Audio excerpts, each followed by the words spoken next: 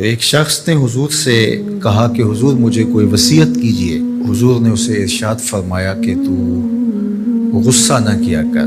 اس نے پھر کہا مجھے وصیت کیجئے، تو آقا کریم نے پھر فرمایا غصہ نہ کیجئے۔ اس نے پھر کہا، یہ بات ایک بار نہیں، اس نے کئی بار حضور سے پوچھی۔ وہ کوئی اور وصیت طلب کرنا چاہ رہا تھا کہ یہ تو ٹھیک ہے، کچھ اور وصیت بھی کیجئے۔ اس سے ایک تو اس شخص کی ذاتی صورتحال ایسی ہوگی، اور دوسری یہ ہے کہ اس نصیحت کی اہمیت کے پیش نظر کہ غصہ جب انسان کو آتا ہے تو وہ مغلوب ہو جاتا ہے اور بہت غلط فیصلے کر بیٹھتا ہے، اس لیے بار بار ایک نصیحت پر تاکید کرنا اور اس کا تکرار کرنا اس امر کی طرف توجہ دلاتا ہے کہ ہمیں معاملات کے اندر بہت معتدل رہنے کی ضرورت ہوتی ہے۔ جو شخص غصے کو نافذ کرنے کی طاقت رکھتا ہے، ایک تو ہوتا ہے کہ بندہ غصے سے خود اپنے آپ کو بے چین کرے گا، لیکن اپنے غصے کو نافذ نہیں کر سکتا، غصہ نکال نہیں سکتا، خود پیچ و تاب کھائے گا۔ لیکن یہ وہ شخص ہے جو غصے کو نافذ کر سکتا تھا، اس کے پاس طاقت تھی، لیکن اس نے اس کے باوجود غصے کو ضبط کیا۔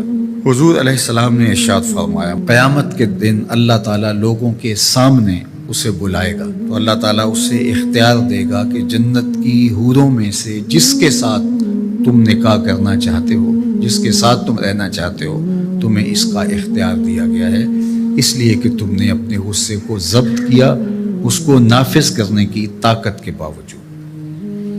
اور ایک روایت حضرت سلیمان بن سرد رضی اللہ تعالی عنہ سے مروی ہے، کہتے ہیں کنت جالسا مع النبی صلی اللہ علیہ وآلہ وسلم، میں حضور علیہ السلام کی مجلس میں بیٹھا ہوا تھا، دو لوگ تھے، وہ آپس میں الجھ رہے تھے، ان میں سے ایک شخص کا چہرہ غصے سے سرخ ہو گیا، رگیں پھولی ہوئی تھیں، اور ایک دوسرے کے لیے سب و شتم کا ماحول پیدا ہو گیا تھا۔ اللہ کے رسول صلی اللہ علیہ وآلہ وسلم نے ارشاد فرمایا، میں ایسا کلمہ جانتا ہوں کہ اگر یہ کلمہ پڑھ لیں تو ان کا یہ غصہ زائل ہو جائے گا، ان کی جو کیفیت ختم ہو جائے گی، اور وہ کیا ہے؟ اعوذ باللہ من الشیطان الرجیم۔ یہ پڑھ لیں تو جو ان کے اندر ہے وہ چلا جائے گا۔ تو لوگوں نے اس شخص کو کہا جس کی رگیں پھولی ہوئی تھی اور غصے سے اس کا چہرہ سرخ ہوا جا رہا تھا کہ تعوذ پڑھو، اعوذ باللہ من الشیطان الرجیم پڑھو۔ اور یہ اللہ تعالیٰ نے قرآن مجید میں ارشاد فرمایا ہے کہ جب غصے سے انسان بے قابو ہو جائے تو اس کو چاہیے کہ وہ اپنے غصے سے باہر نکلنے کے لیے تعوذ پڑھے۔ ایک روایت میں ہے اللہ کے محبوب نے ارشاد فرمایا، تم میں سے اگر کوئی شخص غصے میں آئے تو وہ خاموش ہو جائے، تو خاموشی سے غصے کا لیول نیچے آنا شروع ہو جائے گا۔ اور ایک روایت میں ارشاد فرمایا، جب تم میں سے کوئی شخص غصے میں ہو تو وہ کھڑا ہوا ہو تو وہ بیٹھ جائے، اور اگر اس کا غصہ اس سے زائل ہو گیا تو ٹھیک، ورنہ لیٹ جائے۔ یعنی اگر وہ کھڑا ہو تو بیٹھ جائے، اور اگر بیٹھنے کے باوجود بھی غصہ ختم نہیں ہونے پا رہا تو لیٹ جائے، خاموش ہو جائے، تعوذ پڑھے اور بیٹھ جائے یا پھر لیٹ جائے۔ تو یہ چار صورتیں غصے کو کم کر دیتے ہیں۔ تو غصے کو نافذ کرنے کی بجائے کوشش کرنی چاہیے کہ غصہ جو ہے وہ فروغ ہو جائے، چونکہ غصے میں انسان ایسے امور کر لیتا ہے کہ بعد میں اس کو سخت پچھتاوا ہوتا ہے۔ اگر کسی شخص کے ساتھ قرآن مجید نہیں ہے، قرآن مجید کے 2 رکوع 4 رکوع آدھا پارہ اگر کسی زندگی میں روزانہ کی بنیاد پہ نہیں ہے تو اس کی زندگی کا نور اس سے روٹ گیا ہے۔ گر تو می خواہی مسلمان زیستن نیست ممکن جز بقرآن زیستن، اگر تو مسلمان بن کے جینا چاہتا ہے تو قرآن کے بغیر ایک لمحہ بھی نہیں جی سکتا۔ تو قرآن کو اپنی زندگی میں اس طرح داخل کر لیجئے گا کہ اٹھتے بیٹھتے چلتے پھرتے تمہارے ساتھ قرآن کی تعلیمات جڑی ہوں، کوئی دن قرآن مجید کی تلاوت سے خالی نہ ہو۔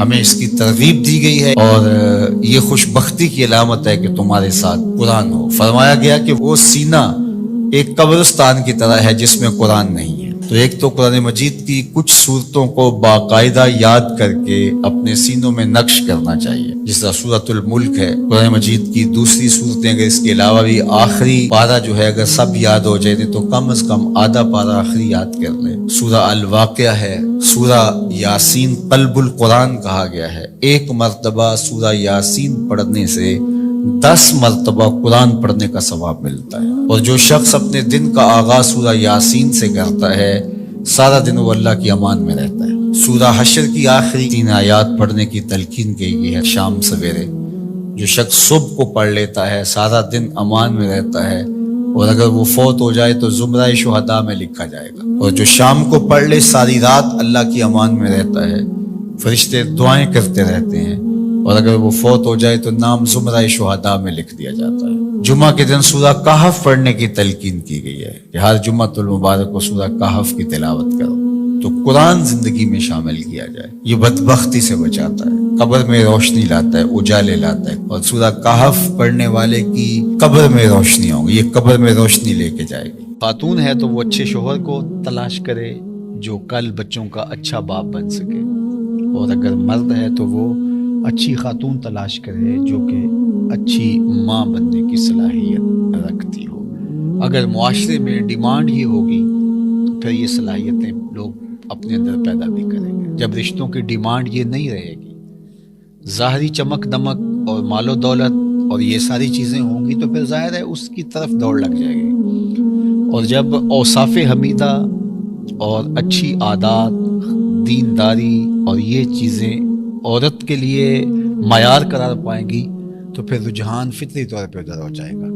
تو آج اگر ہمارے ہاں ان چیزوں کی کمی واقع ہو رہی ہے تو پھر اس کا سبب یہ ہے کہ ہمارے رجحان اور ہماری ترجیحات تبدیل ہو گئی۔ حضرت سیدنا عمر رضی اللہ تعالیٰ عنہ کا واقعہ آپ نے سنا ہوگا کہ آپ جب پہرا دے رہے تھے، راتوں کو گشت کیا کرتے تھے، تو ایک خاتون اپنی بیٹی سے کہہ رہی تھی کہ دودھ میں پانی ملاؤ تاکہ ہم زیادہ پیسے کما سکیں۔ تو اس لڑکی نے کہا کہ امیر المومنین حضرت عمر نے دودھ میں پانی ملانے سے منع کر رکھا ہے۔ تو اس خاتون نے کہا کہ عمر کون سا دیکھ رہا ہے؟ تو اس لڑکی نے کہا کہ عمر تو نہیں دیکھ رہا، عمر کا رب تو دیکھ رہا ہے۔ حضرت عمر رضی اللہ تعالیٰ عنہ بہت متاثر ہوئے اور اس دروازے پر نشان لگا دیا۔ واپس آئے، صبح ہوئی تو اپنے بیٹوں کو بلایا، اپنے بیٹے سے کہا کہ میں جو ہے وہ تمہارا ایک خاتون سے نکاح کرنا چاہتا ہوں۔ تو انہوں نے کہا کہ جس طرح آپ کی مرضی ہو۔ تو پھر آپ نے اس گھر پیغام بھیجا اور اس بیٹی کے رشتے کے لیے اس کی ماں سے کہا۔ تو حضرت عمر کے فرزند کا نکاح ہوا اس خاتون سے، ان سے ایک بیٹی پیدا ہوئی جس کا نکاح پھر عبدالعزیز سے ہوا، اور اس عبدالعزیز سے اور حضرت عمر کی پوتی سے پھر ایک بیٹا پیدا ہوا جس کا نام حضرت عمر بن عبدالعزیز۔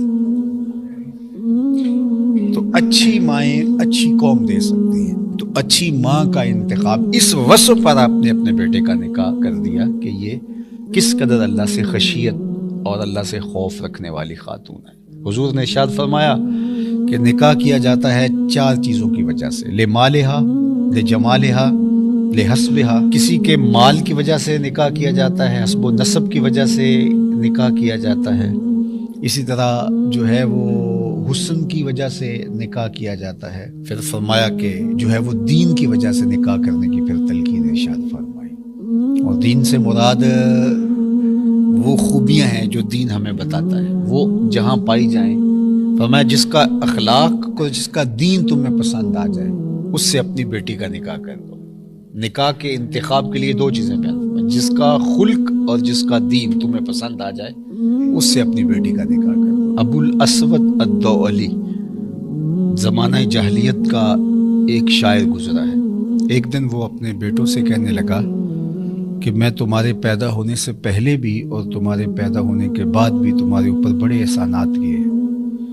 تو بیٹوں نے کہا کہ ہمارے پیدا ہونے کے بعد کے احسانات تو سمجھ میں آتے ہیں، لیکن ہمارے پیدا ہونے سے پہلے آپ نے ہمارے اوپر احسان کون سا کیا ہے؟ تو ابو الاسود الدؤلی کہنے لگا اپنے بیٹوں کو، اپنی اولاد کو، کہ میں ایک شاعر ہوں، اور شاعر کی طبع کے اندر جو حسن پسندی ہے تو بیوی کے انتخاب کے لیے اس کی اول ترجیح یہی ہونی چاہیے تھی، لیکن میں جب اپنی بیوی کی تلاش میں نکلا تو میں اس خیال سے تلاش کیا کہ جو میرے بچوں کی بہتر ماں بن سکے، تو میں نے اپنے جذبات کی قربانی دے کر تمہارے لیے اچھی ماں تلاش کی، اپنے لیے اچھی بیوی تلاش کرنے کی نسبت۔ تو میرا یہ وہ احسان ہے جو تمہارے پیدا ہونے سے قبل میں نے تمہارے اوپر کیا۔